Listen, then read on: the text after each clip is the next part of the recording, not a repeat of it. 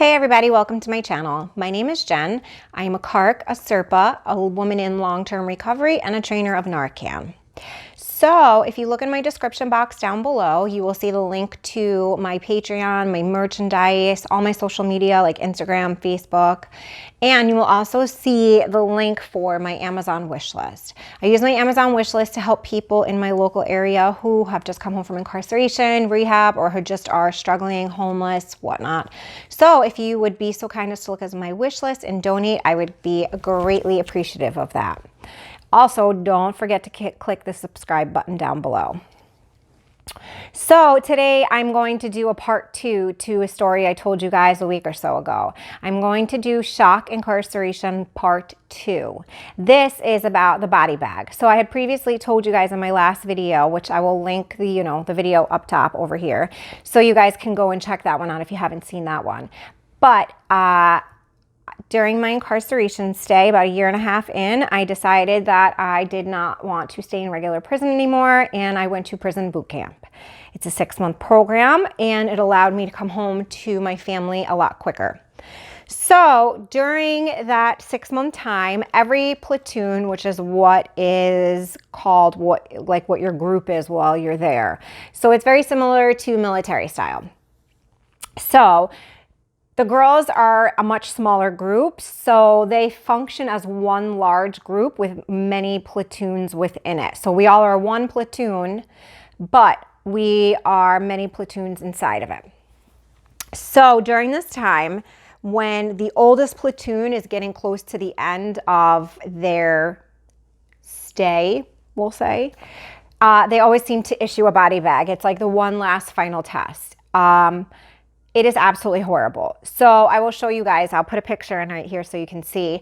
But you carry a flag. Your platoon carries the flag.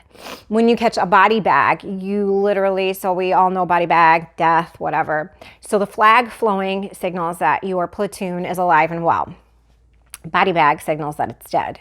So any luxuries that you have, like sitting down for chow, being able to sing cadences, which actually is one of the most enjoyable things that you do because you make up cadences as a platoon. So when you march, you sing cadences to shout out people within inside your platoon and give them credit for doing well. And it's just like a unifying thing.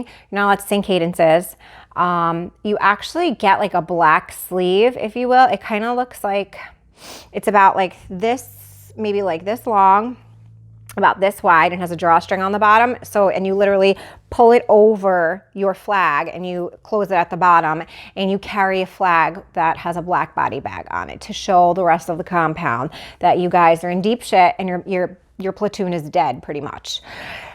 And when you have a dead platoon, you lose your smoke breaks, you lose your ability to sit, no extra shower time, no asking like, hey, can we sit as a group and work on this during downtime? There's no talking at all.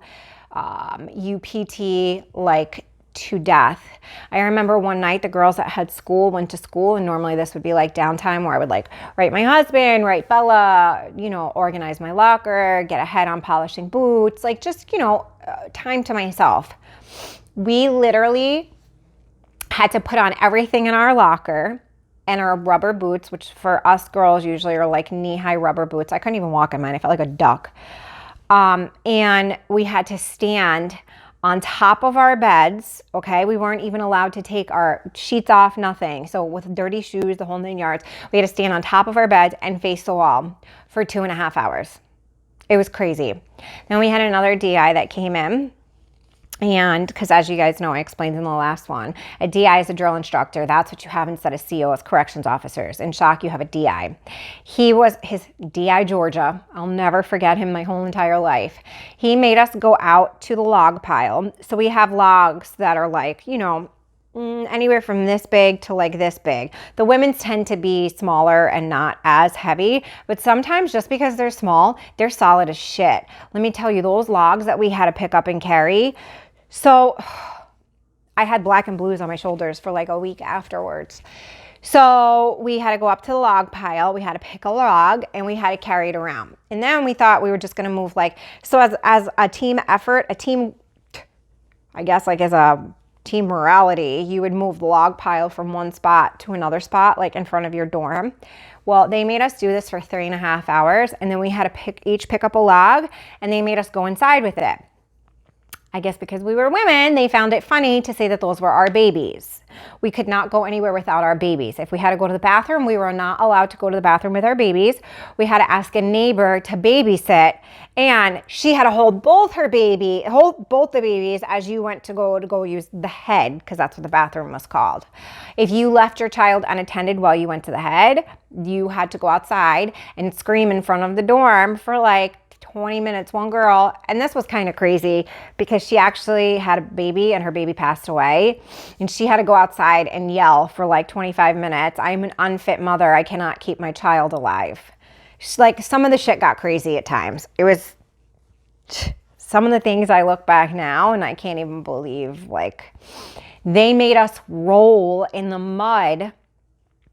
And I think we got our body bag in probably like, let's see, I left in June, so it was the beginning of our last 3 months. So they probably gave it to us the end of February, beginning of March. And it was still cold enough out. It was freezing. They made us roll around in the mud. They made us roll from our dorm room over to the grinder where we did PT in the morning. And it was pouring out. I was never so cold in my whole life. The last day of, like, the last really, really hard day of our body bag, they made us, so we had a huge walkway. I'll try and see if I can find a picture to show you guys. We had a huge walkway in front of our dorms, probably, I don't know, 50 feet, the door, like the pathway to come from like the road up into the dorm. And we had to stand, we had 2 mop buckets. We had to stand one mop bucket at the top by the doorway and another mop bucket all the way down at the end of the driveway. And we had to stand there, all of us in a row, and we had the caps to the top of a toothpaste. And we had to dip it in one bucket, okay, and pass it all the way down the line and dump it in the other bucket. We stood there an entire Saturday and did that. We were allowed to come in for head breaks, and if we had, like, if we were super, super cold and needed to, like, change out gloves or chopper mittens or something, we had to ask permission. All day we had to stand there. We couldn't talk, nothing. The body bag was the absolute worst experience of my life, but if I could make it through that, I mean, like, the whole experience for shock was crazy, but that was absolutely absurd. Like, and we only had a short one. We had one for 3 days. And then on top of it, like, it's supposed to be up to the officer's discretion whether they let you smoke or whatever. So they're stressing everybody out. I mean, they literally have us PTing. So when you PT in the morning, you PT on the grinder. It's like a big blacktop area, like a big square of blacktop. I don't even know how else to call it. Well, surrounding that square is all like grass and stuff. Tell me why this one DI Georgia, instead of letting us PT on the grinder, which is cold enough, made us go and PT in the grass. Literally, like, we got back that morning and we all had to, like, change and get ready to go to chow and stuff because we couldn't go in the chow hall that dirty. The entire dorm for like 48 hours smelled like mud. Literally, we had to hang our PT gear, the red gear that we had, over our cube walls, and there was just puddles. I mean, puddles. Girls were pouring worms out of their clothes, out of their shoes. It was insane. Like, I tried to put my sneakers so they were, like, instead of putting them flat down on the floor, I put them like this, you know, so the heel was on the floor so they would drain.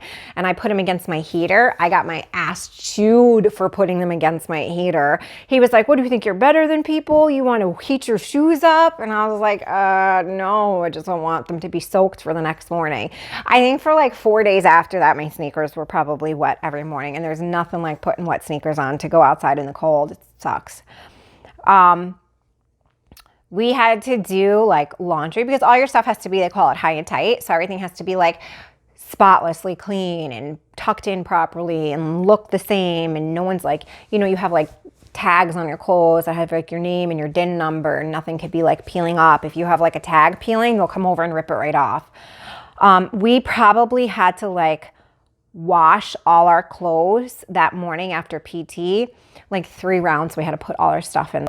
It was horrible. We had to like go in the slop sink and wash the mud off the shoes it was just, when our regular DIs came back Monday morning, DI Vasquez lost his mind because he could still smell the mud in the dorm. It was crazy. Like, they just treated us. We had a male DI that came over, like, and when I say male DI, I mean like he worked the male dorms. And he treated us like a bunch of dudes, and he was horrible to us, and he got grieved so badly after that. He actually is no longer allowed to work the female dorms. One girl, you know, it was that time of the month, and she like begged to be allowed to go to the bathroom and change. And he was like, why do you need to go? Why? What's the problem? And she was embarrassed, so she didn't say anything. She bled all over the place. Like, just craziness. He's not someone who should work with women ever in his life. I don't even know how he was married. So I'm trying to think what other part of it I could tell you. Like, there was just craziness. I remember actually writing Jared a letter and like drawing out what we had to do. I had like little stick figures on part of the page. And then like I drew a little mop bucket and us holding a little cap of toothpaste, passing it down. Like that, I just didn't even understand the point. Like I get like team building and they want to show you like you can accomplish things if you put your mind to it and blah, blah, blah, blah, blah. But when I tell you, after hours of standing out there, there was probably this much water in the mop bucket. And it was raining out on top of it, like sleeting and raining. So that was falling in there too. And there was next to nothing when it came to what was in the bucket. It was just crazy. Absolute craziness. I don't, honestly, I mean, I'm sure, excuse me, if I had to, I could do it again, but I honestly don't know. I mean, like, we ran like 1 mile to 3 miles every morning. I don't even want to walk to the corner. Like, I don't know if I could do that again. I don't know. I mean, I'm older now and I just don't know. Trying to think what other stories I can tell you from the body bag. I mean, it was just horrible. I've never felt less human in my entire life. That was the first time that I had been in shock the entire, like, up to that point. I was probably there like 4.5 months, right? They had never denied us a shower. That was the first time they denied us a shower. It was horrible. And that was like, everybody was so cold and tired and sore and like just looking forward to taking a shower. And they were like, denied. Later on, they kept saying like, oh, D.I. Georgia said, oh, I'm not showering you guys. Don't worry. When Quiava comes in, because she was a female officer, she's actually who wrote us for the body bag. And, oh, it was just terrible. It was absolutely terrible. No shower. Couldn't sit down for chow. That, I'd never been that tired in my entire life as those like 4 days that we had that body bag. It was crazy. It was horrible.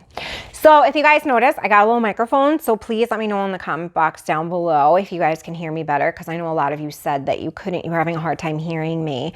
So hopefully this will alleviate some of that.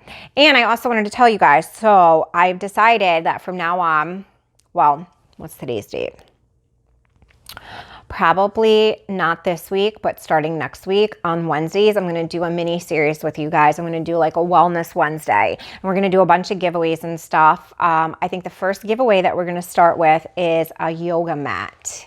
So I will give you guys more details as that comes up, but I think, you know, I know a lot of us are starting to go back into lockdown, and we're going to need some good self-care ways. So I think that this might be a positive thing for all of us. So I will details worked out for that and then share them with you. And I will see you guys all in a couple of days. Bye.